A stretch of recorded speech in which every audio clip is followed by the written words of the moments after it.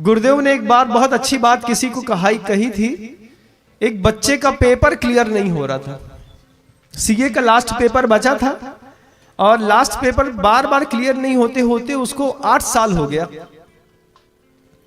तो परेशान होकर के गुरुदेव के चरणों में आया और गुरुदेव से कहा कि भगवान 8 साल से लगातार मेहनत कर रहा हूं, सीपीटी एक बार में कर लिया, आईपीसीसी के दोनों ग्रुप एक बार में क्लियर कर लिए, फाइनल पेपर क्लियर कर लिया, ये लास्ट का एक पेपर, एक ग्रुप का सिर्फ एक पेपर बचा है, इसने 8 साल से परेशान करके रखा है, कोई उपाय बता दीजिए।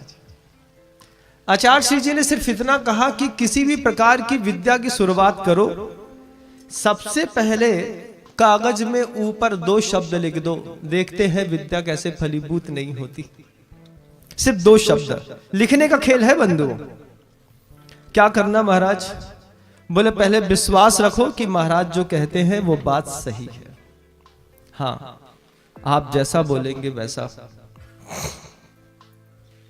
आचार्य श्री जी ने कहा कि कोई भी पेपर दे रहे हो, कोई भी कॉपी हो, सबसे ऊपर नमः सिद्धम शब्द लिख दो, फिर देखो कि शब्द तुमको सिद्ध कैसे नहीं होते। क्योंकि सिद्धम शब्द को तुमने पहले ऊपर नमस्कार कर दिया है। सिद्धो वर्ण समाम्नाय व्याकरण का सूत्र भी है बंधु, सिद्ध होगा नियम से, हो के रहेगा। आचार्य श्री के पास वो लड़का हाथ जोड़ करके गया और अगला पेपर उसने उसी नमः सिद्धम शब्द से शुरू किया। लिखने के पहले ऊपर उसने बारीक अक्षरों में लिख दिया नमः सिद्धम, स्मृति करी गुरुदेव की, फिर पूरा पेपर दे करके आया। आज केसी जैन बंबई की एक बहुत बड़ी फर्म है, अगर चार्टर्ड अकाउंटेंट्स के मामले में आप जानते हो, उसमें एक बहुत बड़े पद पर वो बच्चा प्रतिष्ठित होकर के बैठा है।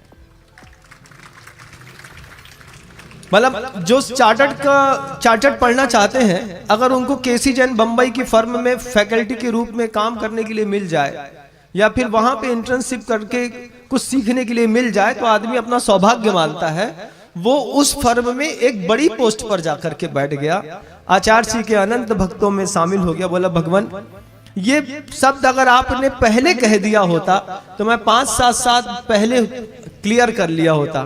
बोले तुम्हारा प्रारब्ध ही नहीं था कि तुम गुरु के पास आकर के और गुरु से पूछते कि शुरुआत कैसे की जाती है। आज यह शब्द मैं जो आपको बता रहा हूं, आज दुनिया का हर बच्चा सुनेगा और शुरुआत वो करके देखे कि उसको उसके कार्य में सफलता मिलती है कि नहीं। मैं मानता हूं कि गुरुदेव की वाणी कभी निष्फल नहीं होती बंधु। अगर जिन लोगों को बड़े बड़े एग्जाम फाइट करने में दिक्कत हो रही है, स्वाध्याय में मन नहीं लगता है, वो शुरुआत करके देखें। उनके कर्म के जो असाता के अनुभाग है, मैं नियम से मानता हूं कि जरूर क्षीण हो जाए।